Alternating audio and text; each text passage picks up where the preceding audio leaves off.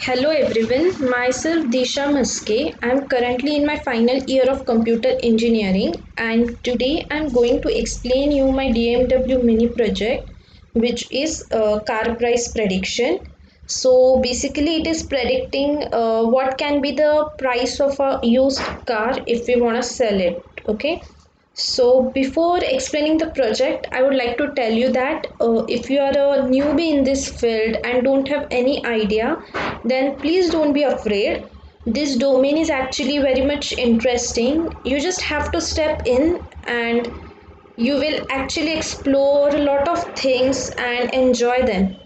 So before building this project, I was also a newbie. But when I started with the project, I found it very much interesting and learned a lot of things while doing it. So now coming to my project, which is second-hand car price prediction. I have developed this project using machine learning algorithm, which is random forest regression. So I would explain you that as well. So firstly, where can this model be used or why I have chosen this model? So imagine a situation where you have an old car and want to sell it. You may of course approach an agent for this and find the market price, right? But we have to pay for our pocket money for that purpose since he's providing his service in finding the selling price of your car. But what if you can know your car's selling price without the intervention of an agent? Or else, if you are an agent, that will also make the work easier for the agent as well, right? So, yes, this system has already learned about previous selling prices over years of various cars. For that purpose, I have used the data set which has uh, all this data already, and I'm training my model based on this data. I'll show you the data set as well, but before that I'll like to share like which algorithm I have used. Like I said, random forest regression. So what does this model does? So random forest regressor model is used to like it makes random selections from the data set and make n number of decision trees, and now each decision tree will predict individually its own predict it will make each decision tree will make individually own predictions, and then the final predicted value will be nothing but average of all these predictions. So suppose we there are some 600, or here I have taken example of 600 decision trees are made. So now each decision tree is making its own prediction as you can see here. And now whatever the final predicted value, like in our case, like we are going to get the predicted car price value, right? So each decision tree will predict the car price value individually by taking random data from the data set, and then it is doing nothing but average, taking average of all this predicted value, and whatever the value we are getting is nothing but the predicted value of our car. So this is how the random forest is working. So firstly I will show you the demo of my project and then I'll explain you the steps which I've used to develop it. So let me show you the demo of my project.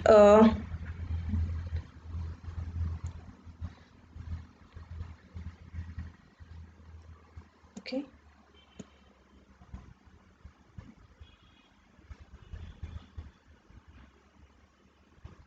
So I have in Visual Studio Code, from Visual Studio Code I have run this HTML file and then I'm getting this interface and I'll show you how it is working.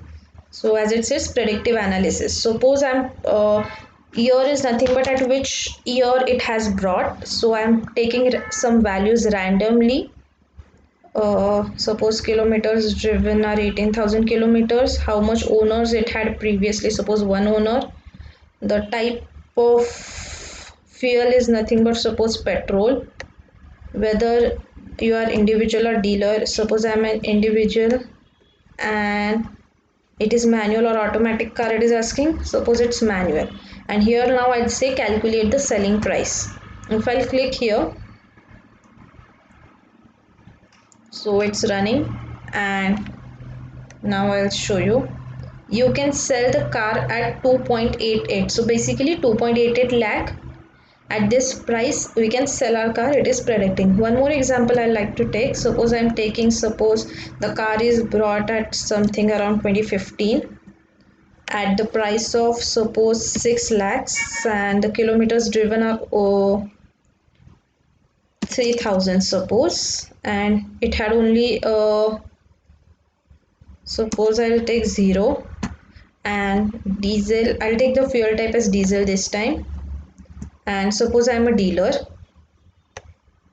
and the transmission type I would say it is automatic car, and then I'll say calculate the selling price. So it's working on it, and now you will see here you can sell this car at this price, that is 11.21 lakhs. So this is how a model is predicting the selling price of the car.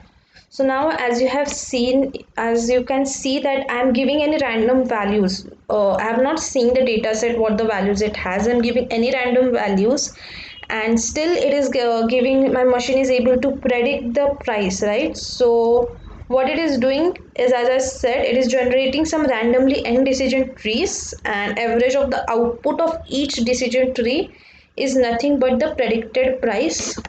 Predicted price, that is our selling price. So this is another average of some decision trees, and by taking that average we are getting this price, that is 11.21 lakhs. At this price we can sell. So first I'll also show you the data set I have not shown you. So the data set, just a minute, it's okay. So the data set which I have used is called as car data. I have downloaded it from Kaggle.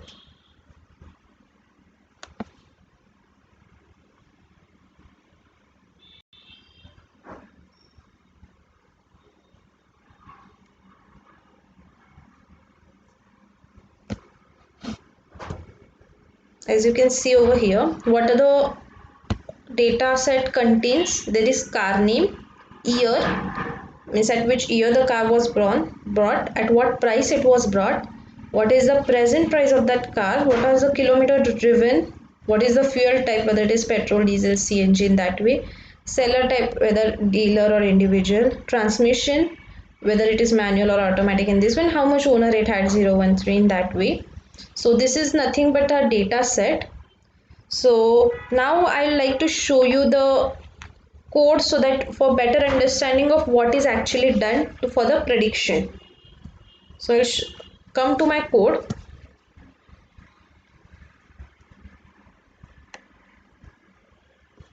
Okay, so firstly I have imported all the libraries which I will be requiring for this program, that is pandas and numpy, to deal with the data.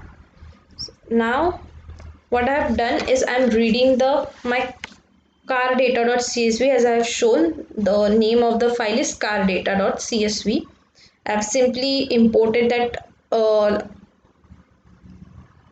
data set, and I'm giving it to the variable name df. So now I have reading the data set. Now if I show you df.head, what this function does, it simply prints the first 5 values of our data set. As you can, I've already shown you what the data set contains. All these values have the first 5 values of the data set has been shown to us by using df.head.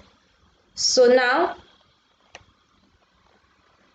if you want to know what are the how many entries in the data set are there, we can simply do df.shape. What this df.shape does, so it basically tells how many rows or how many entries in the data set are there, and how many features or how many columns in the data set there are. So there are basically 301 rows or features, I would say, or data entries, I would say, and 9 columns or the features are there. Like you can say car name, year, selling price, present price, all these are 9 columns, and there are 301 rows. Now the next, in this data set there are some categorical features. The categorical features are nothing, fuel type, seller type, transmission. So these are categorical features. So what is categorical feature means? The entries in these features are nothing but some category. It belongs to some category, like some values. Suppose I'll say fuel type. There are only two categories in this fuel type. That is either no three categories: petrol, diesel, and engine. So these are categories in the fuel type. In seller type, either dealer or individual. So there are two categories in seller type. So these so since there are categories, so these features are called as categorical features. So I have printed the categorical features of seller type dot unique. What unique will do? Only print once, right? We have to print only once. Similarly, for transmission I have printed, for owner as well as fuel type I have printed. So as you can see, seller type, there are two categories: dealer and individual. For transmission, manual and automatic. For owner, 013, and for fuel type, petrol, diesel, CNG. So these are the categorical features in my data set. Now I want to see if my data set has any null values. So if present, we have to remove it for better results or accuracy. So since it is a part of data pre-processing, so I'm checking the missing or null values. For that, there is a function. I'm using df.isNull.sum. So basically, how many null values are there?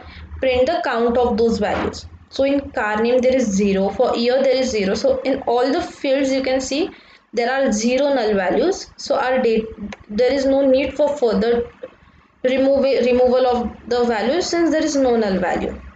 You can also get more knowledge of the data set which we are using by using the df.describe. So what this function does, it will give how many count, that is count of data in each of the feature are there, like 301 in year, 301 in, so there are 301 entries in this all the columns.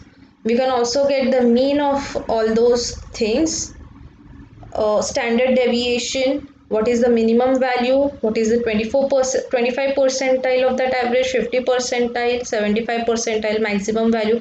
So all these things we can get by using df.describe. It basically describes our data set or gives more information to us about the data set. Now by using this df.columns, I'm just printing the all the columns. I'm just printing all the columns present in my data set, which are all these columns which I have already shown you. But now if you will see, I have to predict the selling price of my car, right? But for that, all these features I can use to predict, like what is its fuel type, what are the kilometers driven, and all these things can be used to predict. But car name is not that much important. We can remove that. By using car name, we are not predicting the selling price, right? By using how the car is old, how much kilometer it has driven, what is the fuel consumption, and all that, from all these features we are just predicting the selling price and not by the car name. So it's always recommended to remove all the unwanted features from the data set. So I'll be removing this car name. So what I've done is I've taken one final data set in which I've passed all these values, as you can see, year, selling price, present price, and all the values except the car name. So except car name, all these values I have taken in my final data set. If you want to see, I have again to show you, I have again done final data set dot head. As I said, dot head function will simply give the first 5 values from the data set. So this final data set has all the values except car name. Now coming to next, now I have year column in my data set. So at which year the car was brought.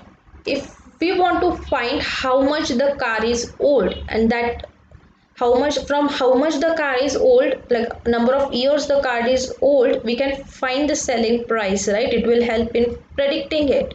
So for that reason, how we can get how much the car is old?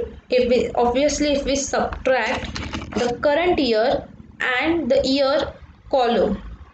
Suppose current year is 2021. If I'll subtract 2021 minus 2014, I can get this car's how much this car is old.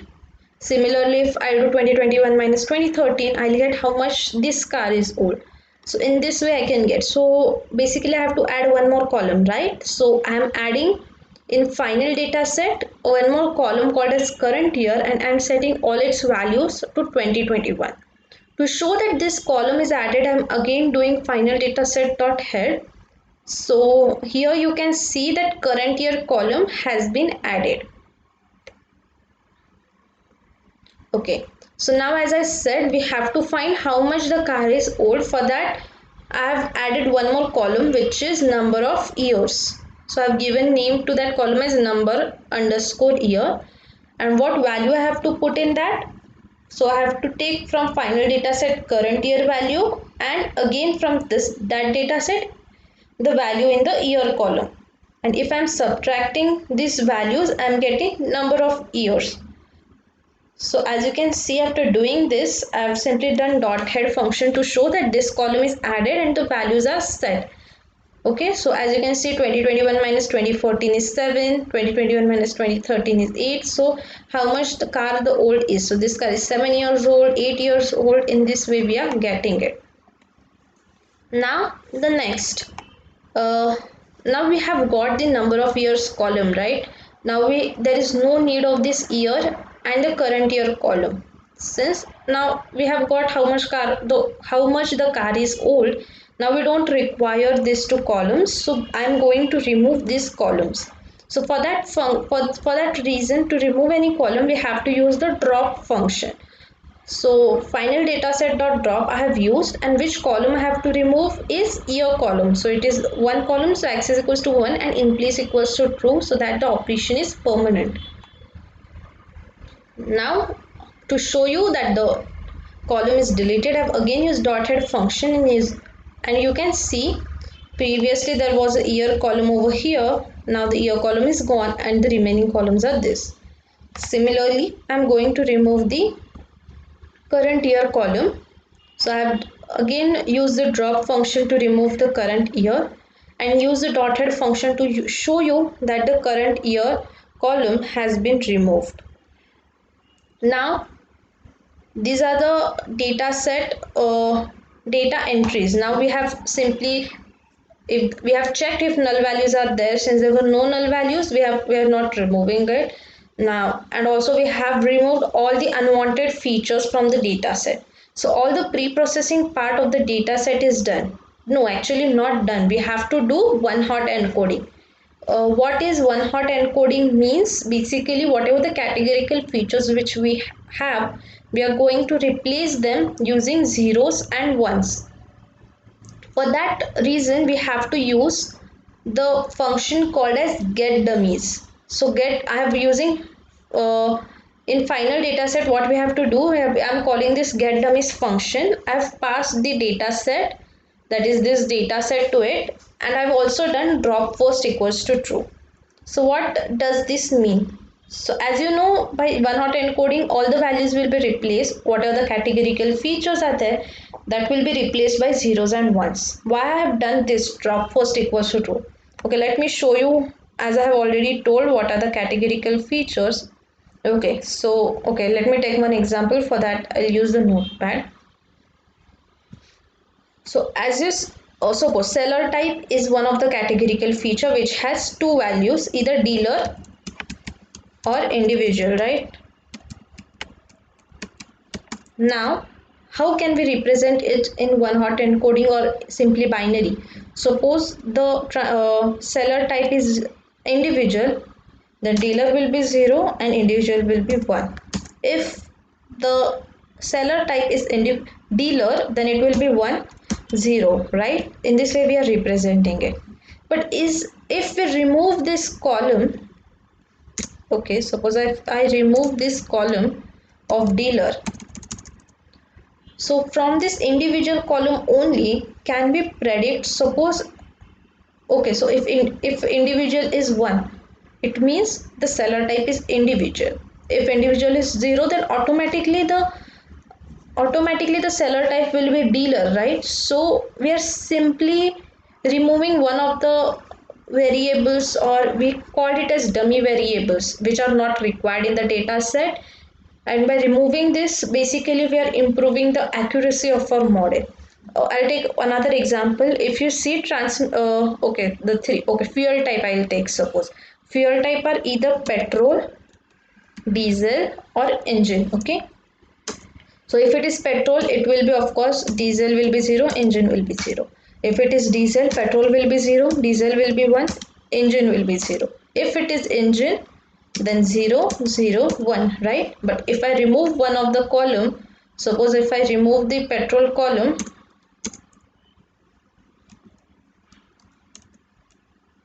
sorry,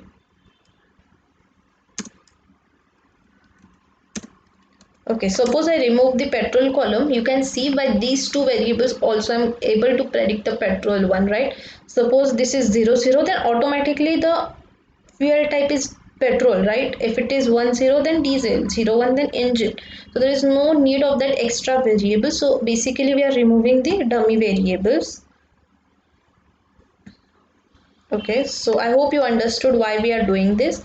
So this all comes under data pre-processing part. We have to make our data, minimize our data set so that the accuracy is improved. We have to remove all the null values. We have to unwanted features what are there. We have to remove those. We have to remove the dummy variables if they are present. So after this, our data set is accurate, and this data set we are going to pass it to the model for training our machine. Okay, so now if you see, if I print the, now after get dummies, if I'll get dummies function, if I'll print the data set, again I've done final data set dot head to show you the first 5 entries. So you can see now there were, fuel type was one of the categorical feature which had petrol, diesel or CNG. Since I have done one of the column, I am dropping by using drop first equals to true.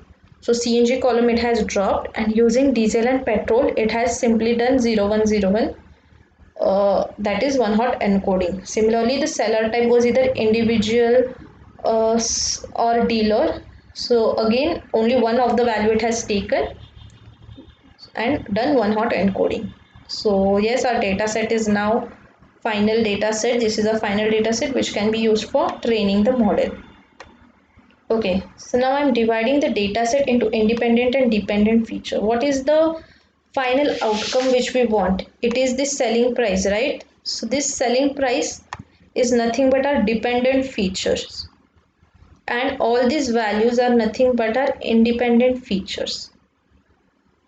So I'm just splitting them. So suppose our x has, from using ilog function, so final data set I location from 1, and I'm simply given colon and no value is present, means till the end it has to take. So from present price till transmission value, transmission manual, all this will come in the variable x, and in y what the y will contain. So it from starting till the location 0, that is only the 0th column which is selling price will come in y. So I'd like to show you that yes, whatever, if I'll say x dot head, what does x dot head contain? From the first column till the end. If we'll see present price till the transmission manual, all these values are present in x. Similarly in y, that is our dependent variable, y dot head, it has only selling price values. Okay. Now the next thing which I have done is feature importance. So why this is required? Because we want to eliminate the unwanted features. For this I am using this extra tree regressor library. What does it do? It allows you to view feature importances, and thereby we can remove the less important features if we want from the data. And it is always advisable to remove the unnecessary feature because it definitely yield better accuracy scores. So I'm simply calling the extra tree regressor, and I'm passing all the training and testing data to it. So if I'll print all the feature importance, then I'll get these values. Like the first column, these are nothing but probability or how much important the feature is. So I'm getting all these values. Now the next step is train test split. Now I'm splitting the values into training data and testing data. For this we require the sklearn library, and from which I am going to import the train test split. After importing, what I'm going to, I'm taking four variables: xtrain, xtest, ytrain, ytest, and calling this train test split. And what I'm passing both training data, testing data, that is x and y, and also I'm setting the size of the testing data, that is 0.3. So 30% of the data will be our testing data, and I'm also done the random state as 0. Now what does it means? What we know, x is nothing but only the selling price, so there will be some selling price in the training data and testing data. Y is all the independent features from different values like transmission type, fuel type, and all those. So there will be again the training and testing data for this, and I've set 30% of the data as testing data. Now coming to next, what I have done, as I said, I am going to use the random forest regressor model to train. So for that also, from the sklearn library, I am going to import the random forest regressor. Okay, and then I'm going to this random forest regressor, it requires different parameters to pass on to it. What are those different parameters? These are n estimators, maximum features, maximum depth, min sample split, and minimum sample sleeve. So what does it means? N estimators, what I have done, it is integer values of x, and x can be from 100 to 1200, and the species I've given 12. So if you'll see, these are the n estimate. If I'll print those, so these values are I have passed. So n estimators is nothing but how many number of trees in the random forest can be formed. We know the random forest has multiple decision trees, right? So we are passing, so it will, the model will randomly do make n number of decision trees, x number of decision trees I would say. So x can be any of these values, so that many decision trees will be made. Also what I'm going to pass is maximum features, maximum, I've given here also how many number of split at every decision tree, what can be the maximum number of levels in the tree, maximum depth, how much maximum depth can be there, minimum split so all these values I have randomly taken values, and it will basically, I have given number of values in the array, right? So it can take any values to make the decision trees. Like for one decision tree it can make 1200, for one random forest can make 1200 trees, and this many splits, this many leaves. So it can take randomly any value and just generate the random forest for predictions. So now I'm just passing all these values in the random grid. So I'll show you what are the values and print them. So I will just print a random grid. If I'll print, so all the values which I've passed. So n estimators basically tells how many trees can be formed. So it will take randomly any value from this array. What can be the maximum features? What can be the maximum depth? What can be the minimum sample split? So all these things, any value it can take from the values given by me. Okay, so now I'm simply training my model. So for some random state 42 I have given, and I have used the negative mean squared error for error detection. And so yeah, I've passed the training, x train and y train on this. On the training data I'm training the model. So it took some time, and then the model is completely trained. After training the model, the next thing comes is predicting whether the model is predicting the accurate result. So for that I'm simply to predict function and passing the testing data. So in predictions I'm passing the testing data. So now if I print predictions, these are all the prediction for this random number of steps which it has trained on. So all these predictions it has made during that. So if I want to check the performance of how my model is performing, for that purpose I'm just importing the R2 square, and what I'm passing is the testing data, that is selling. Y is nothing but it contains the selling price of the testing data, right? So whatever it has tested, and predictions also I am passing. And if I pass this, so the predictions what it is printing is 0.86245 and some number. So if the number which we are getting is nearer to 1, it means that our model is performing pretty well.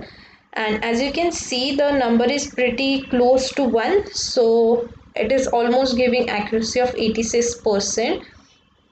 So yeah, it is a good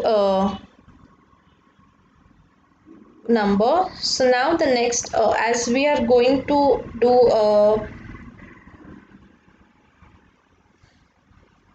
we are going to like we want to deploy no one. Okay.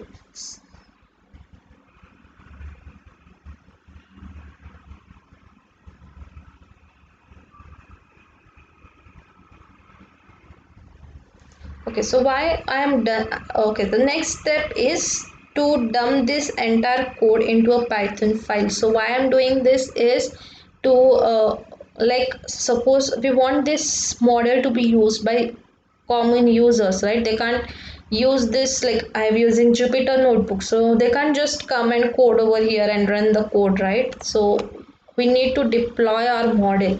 For this reason we have to dump all our code into a pickle file. For this we have to import the pickle, and then I'm going to create one file in the write mode, and I'm simply passing all this data in this notebook, Jupyter notebook, into this pickle file using pickle.dump function. So after this code all the data is dumped and we are ready to use this model. So if you'll see, I'm just opening the Visual Studio Code.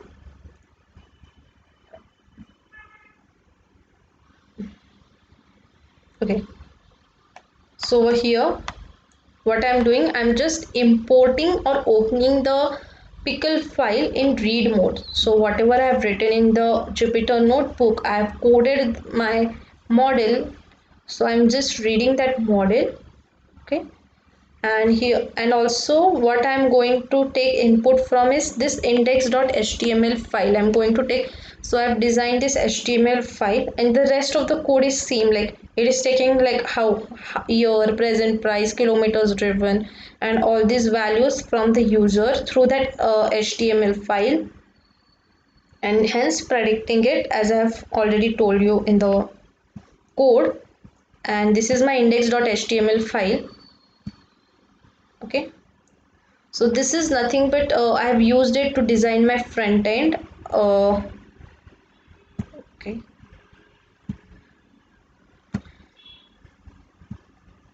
so whatever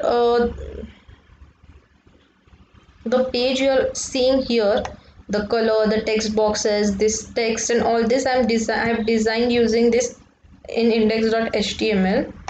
So like color blue I have set, this text I have printed, the text box I have printed, and also I have done styling using CSS.